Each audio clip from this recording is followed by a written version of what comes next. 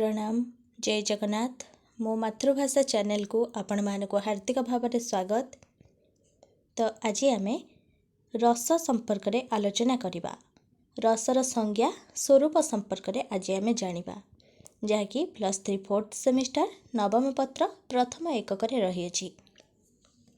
तो जो मैंने आपण मानक चैनल मो मातृभाषा को सब्सक्राइब करना प्रथम करी चैनल को आसुंच तो गोटे सब्सक्राइब कर दिंतु एवं पाखरे थिबा बेल आइकन ने ऑल ऑप्शन ने सिलेक्ट कर दियंतु जहा फल मो वीडियो सर्वप्रथमे आपणक पाखरे पहुँची पारिबो। तो मो पूर्वर अष्टम पत्र लोक साहित्य संपर्क में आलोचना कर सारी। तो जो मैंने देखी ना ए वीडियो डिस्क्रिप्शन लिस्ट लिंक दे देबी तो लिंक रे क्लिक करी देखि नेबे। तो जड़े पिला कमेंट माध्यम जनइथिले कि नवम पत्रर प्रश्नोत्तर आलोचना करिबा पई। तो कथा रखी आज आम नवम पत्रर प्रथम एकक रस संपर्क में आलोचना करिबा। तो व्यस्त होबार किछि नहीं, देह टिके असुस्थ अच्छी भयसरू मध्य आपण माने जानि पारथिबे। तो समयानुक्रमे आम समस्त यूनिट्र प्रश्नोत्तर आलोचना करिबा। तो चलंतु देखिबा। तो सेमिस्टर रे हमर जेमति प्रश्न आसे कि रसर संज्ञा स्वरूप निर्धारण कर किंबा प्राच्य काव्य रे रसर स्वरूप किपरि प्रकटित दर्शाओ। तो चलंतु देखिबा। साहित्यर उद्देश्य आनंद दान साहित्यक जने सचेतन शिल्पी होइथिबारु समाज और संस्कृति ता सहित मध्यरे प्रतिबिंबित हेबा स्वाभाविक। यह साहित्य को जनप्रिय करे अर्थात साहित्यर उद्देश्य सबुबले आनंद दान जहाँकि जड़े साहित्यक सचेतन शिल्पी होता है एवं समाज और संस्कृति ता साहित्य मध्यरे प्रतिबिंबित होता है। यह साहित्य को जनप्रिय कराई थाए। एथिरे निहित विभिन्न तत्वगत स्वरूप यथा काव्य जेपरी रस रीति और गुण एगुड़िक काव्य को सबल करने संगे संगे काव्य को दियंती नांदनिक महत्व। काव्य साहित्य साहित्यर एक प्रमुख विभाग। साहित्य राज्य रे काव्य को ही प्रथमे साहित्य विचार करा जाउथिला। प्रत्येक साहित्यक अनुभावना शिल्पीर रस प्राणर समर्थ बिना सार्थकता अर्जी पारे नाही। तो जेतेबेले काव्य को सबल करिबा पई संगे संगे काव्य को दियंती नांदनिक महत्व एवं एथिरे जो विभिन्न तत्वगत स्वरूप थाए जहाँकि काव्य रे रस रीति एवं गुण। तो काव्य साहित्यर यह हेउची प्रमुख विभाग। साहित्य राज्य रे काव्य को ही प्रथमे साहित्य विचार करा जाउथिला। प्रत्येक साहित्यक अनुभावना शिल्पीर रस प्राणर समर्थ बिना सार्थकता अर्जी पारे नाही। काव्य पाई रस प्राणतार प्रयोजन सर्वाधिक। शरीर भितरे आत्मार विराजमान अवस्था परी काव्य रसर प्रयोग घटी थाए। तो शरीर भितरे आत्मार जेपरी विराजमान होइछि तो सही अवस्था भली काव्य रसर प्रयोग घटी थाए। प्राच्य काव्य तत्व रे एथिपाई रसर गुरुत्व उपलब्ध होइथाए। साहित्य रे जो रस तत्वर भूमिका रही ताहा अवगत हेबा पूर्वरु रसर संज्ञा संपर्क रे अवगत हेबा एकांत वांछनीय। तो जेपरी काव्य पई रस प्राणतार प्रयोजन सर्वाधिक होइथाए तो प्राच्य काव्य तत्व रे एथिपाई रसर गुरुत्व उपलब्ध होइथाए। तो साहित्य रे जो रस तत्वर भूमिका रही ताहा अवगत हेबा पूर्वरु रसर संज्ञा संपर्क रे अवगत हेबा एकांत वांछनीय। रस को काव्यर आत्मा रूपे ग्रहण करा जाइछि। साहित्य शास्त्र रे रसर अर्थ हेउछि पाठक और श्रोतांक उपरे अखंड प्राधान्य विस्तार करुथिबा एक कलात्मक ललित शक्ति। अलंकार तरंगिणी ग्रंथरे आलंकारिक कुलमणि दास रस संबंधरे प्रकाश करिथिबा मतटी एठारे उल्लेखयोग्य। तांको भाषारे कोनसी रचनार श्रवणरे बा पठनरे मनरे जो स्थिरतारे अपूर्व आह्लादर उदय हुए ताहाकु रस बोला जाए। ତ ରସକୁ କାବ୍ୟର ଆତ୍ମା ରୂପେ ଗ୍ରହଣ କରାଯାଇଛି। ସର୍ଟ କ୍ୱେଶ୍ଚିନ୍ ମଧ୍ୟ ଆସିପାରେ। ତ କାହାକୁ କାବ୍ୟର ଆତ୍ମା ରୂପେ ଗ୍ରହଣ କରାଯାଇଛି? ତ ରସକୁ। ସାହିତ୍ୟ ଶାସ୍ତ୍ରରେ ରସର ଅର୍ଥ ହେଉଛି ପାଠକ ଓ ଶ୍ରୋତାଙ୍କ ଉପରେ ଅଖଣ୍ଡ ପ୍ରାଧାନ୍ୟ ବିସ୍ତାର କରୁଥିବା ଏକ କଳାତ୍ମକ ଲଳିତ ଶକ୍ତି। ତ ଅଳଙ୍କାର ତରଙ୍ଗିଣୀ ଗ୍ରନ୍ଥରେ ଆଳଙ୍କାରିକ କୁଳମଣି ଦାସ କହିଛନ୍ତି କି ରସ ସମ୍ବନ୍ଧରେ ପ୍ରକାଶ କରିଥିବା ମତଟି ଏଠାରେ ଉଲ୍ଲେଖଯୋଗ୍ୟ। ତାଙ୍କ ଭାଷାରେ କୌଣସି ରଚନାର ଶ୍ରବଣରେ ବା ପଠନରେ ମନରେ ଯେଉଁ ସ୍ଥିରତାରେ ଅପୂର୍ବ ଆହ୍ଲାଦର ଉଦୟ ହୋଇଥାଏ ତାହାକୁ ରସ ବୋଲାଯାଏ। ତ ବର୍ତ୍ତମାନ ଦେଖିବା ରସର ସ୍ୱରୂପ। ରସ ଧାତୁରେ ଅଚ୍ ପ୍ରତ୍ୟୟ ଯୋଗ ହୋଇ ରସ ଶବ୍ଦ ଉତ୍ପନ୍ନ। ଏହାର ଅର୍ଥ ହେଉଛି ରସ୍ୟତେ ଇତି ରସ, ଅର୍ଥାତ୍ ଯାହାଦ୍ୱାରା ରସ ଆସ୍ୱାଦନ କରାଯାଏ ତାହା ରସ। ଏହା କେବଳ ସହୃଦୟମାନଙ୍କ ଦ୍ୱାରା ଆସ୍ୱାଦିତ ହୋଇଥାଏ। ତ ରସ କିପରି ଉତ୍ପନ୍ନ ହୋଇଛି? ନା ରସ ଧାତୁରେ ଅଚ୍ ପ୍ରତ୍ୟୟ ଯୋଗ ହୋଇ ରସ ଶବ୍ଦ ଉତ୍ପନ୍ନ। ତ ତାର ଅର୍ଥ କ'ଣ ହେଲା? ନା ରସ୍ୟତେ ଇତି ରସ, ଅର୍ଥାତ୍ ଯାହାଦ୍ୱାରା ରସ ଆସ୍ୱାଦନ କରାଯାଏ ତାହା ହେଉଛି ରସ। ଏହା କେବଳ ସହୃଦୟମାନଙ୍କ ଦ୍ୱାରା ଆସ୍ୱାଦିତ ହୋଇଥାଏ। ସେଥିପାଇଁ ତୈତ୍ତରୀୟ ଉପନିଷଦରେ କୁହାଯାଇଛି ରସ ବୈ ସଃ, ଅର୍ଥାତ୍ ଭଗବାନ ବା ବ୍ରହ୍ମ ହେଉଛନ୍ତି ରସ ସ୍ୱରୂପ। ତ ସର୍ଟ କ୍ୱେଶ୍ଚିନ୍ ମଧ୍ୟ ଆସିପାରେ ରସ ବୈ ସଃ କେଉଁଥିରେ କୁହାଯାଇଛି? ତ ତୈତ୍ତରୀୟ ଉପନିଷଦରେ କୁହାଯାଇଛି। ତାର ଅର୍ଥ କ'ଣ? ନା ଭଗବାନ ବା ବ୍ରହ୍ମ ହେଉଛନ୍ତି ରସ ସ୍ୱରୂପ। ରସର ସ୍ୱରୂପ ସମ୍ପର୍କରେ ବିଶ୍ୱନାଥ କବିରାଜଙ୍କ ମତ ବେଶ୍ ଯୁକ୍ତିପୂର୍ଣ୍ଣ ତଥା ମୌଳିକ। ତେଣୁ ଏହାକୁ ପ୍ରାଚ୍ୟ ଆଳଙ୍କାରିକବିତ୍ମାନେ ଗ୍ରହଣ କରିଛନ୍ତି। ସେଗୁଡ଼ିକ ହେଲା, ପ୍ରଥମ ପଏଣ୍ଟ ହେଉଛି ରସ ସତ୍ତ୍ୱଗୁଣର ଉଦ୍ରେକକାରୀ, ଅର୍ଥାତ୍ ରସର ଆସ୍ୱାଦନା କରିବା ସମୟରେ ସହୃଦୟ ହୃଦୟରୁ ରଜଃ ଓ ତମ ଗୁଣର ବିନାଶ ଘଟି ସତ୍ତ୍ୱଗୁଣର ଉଦ୍ରେକ ହେବା ସହିତ ସାଂସାରିକ ସମସ୍ତ ପ୍ରକାର ଅସୂୟା ଭାବ ବିନିଷ୍ଟ ହୋଇଥାଏ। ତ ରସର ସ୍ୱରୂପ ସମ୍ପର୍କରେ ଆଲୋଚନା କରିବାକୁ ଯାଇ ବା ଯୁକ୍ତିପୂର୍ଣ୍ଣ ତଥ୍ୟ ବାଢ଼ିଛନ୍ତି କିଏ? ନା ବିଶ୍ୱନାଥ କବିରାଜ।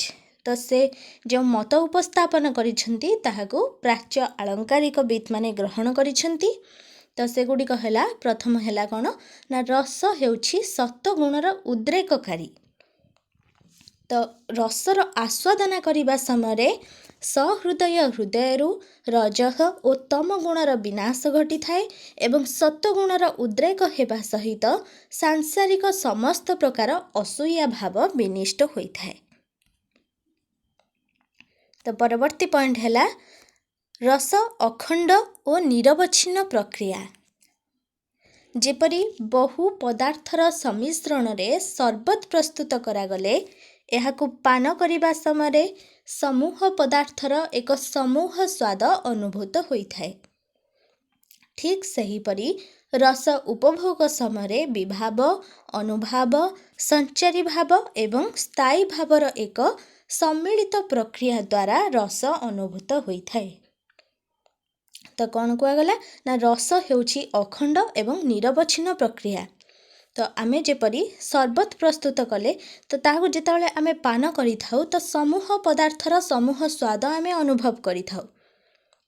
ଠିକ୍ ସେହିପରି ରସକୁ ଯେତେବେଳେ ଉପଭୋଗ କରାଯାଏ ତ ସେହି ସମୟରେ ବିଭାବ, ଅନୁଭାବ, ସଞ୍ଚାରୀ ଭାବ ଏବଂ ସ୍ଥାୟୀ ଭାବର ଏକ ସମ୍ମିଳିତ ପ୍ରକ୍ରିୟା ଦ୍ୱାରା ରସ ଅନୁଭୂତ ହୋଇଥାଏ। 3 ନମ୍ବର ପଏଣ୍ଟ ହେଉଛି ରସ ସ୍ୱୟଂଭୂ, ଅର୍ଥାତ୍ ରସ ଥରେ ଆସ୍ୱାଦିତ ହେଲେ ସ୍ୱୟଂ ପ୍ରକାଶିତ ହୋଇଥାଏ। ସେଥିପାଇଁ କାହାରି ସାହାଯ୍ୟ ନେବାକୁ ପଡ଼ିନଥାଏ। ରସ ସ୍ୱୟଂଭୂ କୁହାଯାଇଛି କାରଣ ରସ ଥରେ ଆସ୍ୱାଦିତ ହେଲେ ସେ ନିଜେ ହିଁ ପ୍ରକାଶିତ ହୋଇଥାଏ। ସେଥିପାଇଁ ସେ କାହାରି ସାହାଯ୍ୟ ଆବଶ୍ୟକ କରିନଥାଏ।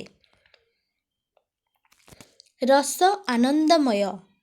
ରସୋପଲବ୍ଧି ସମୟରେ ମାନବର ଆନନ୍ଦ ଏବଂ ବିଷାଦ ଭାବ ଦୃଢ଼ୀଭୂତ ହୋଇ କେବଳ ଆନନ୍ଦମୟ ଭାବ ହିଁ ସୃଷ୍ଟି ହୋଇଥାଏ। ରସ ଚିନ୍ମୟ।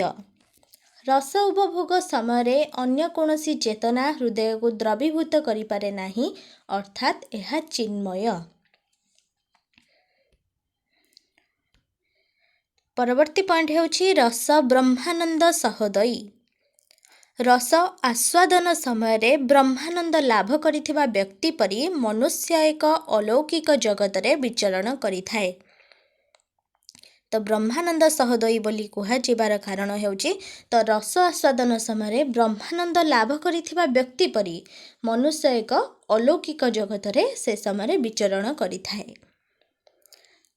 रस हेउछि अलौकिक एवं लोकोत्तर, अर्थात रस आस्वादन रे जो आनंद लाभ होइथाए ताहा लौकिक जगत रे दुर्लभ।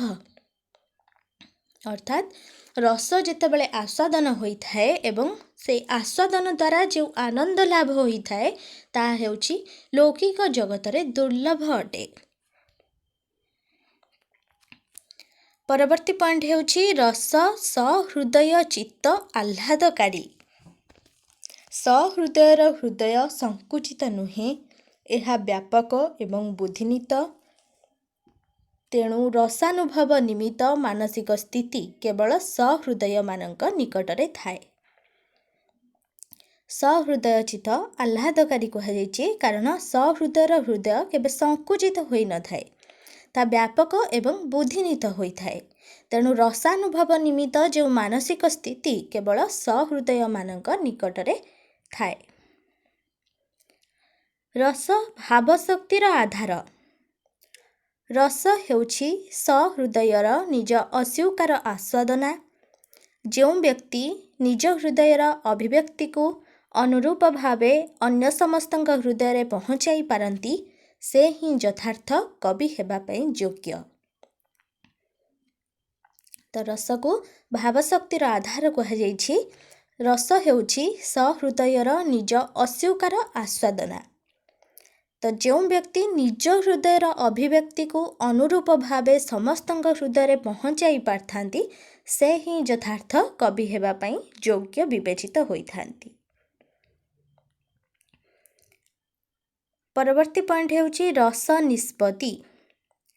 नाट्यशास्त्र प्रणेता भरत मुनि रस सूत्रर व्याख्या करी कहिछंती विभावानुभाव व्यभिचारी संयोगाद्र स निष्पत्ति, अर्थात विभाव अनुभाव और व्यभिचारी भावर संयोगरे रस निष्पत्ति अर्थात सृष्टि होइथाए। परवर्ती समय साहित्य दर्पणाकार पंडित विश्वनाथ कविराज एहा सहित स्थायी भाव को जोड़ी रस निष्पत्ति संपर्क में पांडित्यपूर्ण विश्लेषण करिछंती, जहाँकि समस्तଙ୍କ द्वारा गृहीत होई आसीछि। तो रस निष्पत्ति नाट्यशास्त्र प्रणेता किए ना भरत मुनि। सर्ट क्वेश्चन मध्य आसीपारे इंपोर्टेंट क्वेश्चन। नाट्यशास्त्र प्रणेता हेउछंती भरत मुनि। तो से रससूत्रर व्याख्या करने को जाई कहिछंती विभावानुभाव व्यभिचारी संयोगाद्र स निष्पत्ति, अर्थात विभाव अनुभाव और व्यभिचारी भावर संयोगरे रस निष्पत्ति बा सृष्टि होइथाए। परवर्ती समय साहित्य दर्पणाकार पंडित विश्वनाथ कविराज कहिछंती एहा सहित स्थायी भाव को जोड़ी रस निष्पत्ति संपर्क में पांडित्यपूर्ण विश्लेषण करिछंती, अर्थात विभाव अनुभाव और व्यभिचारी भाव सहित विश्वनाथ कविराज स्थायी भाव को रसरे जोड़िछंती, जहाँकि समस्तଙ୍କ द्वारा गृहीत होई आसीछि। तो यह थिला आजिर रसर संज्ञा स्वरूप संपर्क में आलोचना एवं प्राच्य काव्य किपरि रसर स्वरूप प्रकटित होइछि से संपर्क में आलोचना। तो परवर्ती समय आमे जानिबा रसर निष्पत्ति अर्थात रस केते प्रकार कौन ए सब संपर्क में आमे आलोचना करिबा।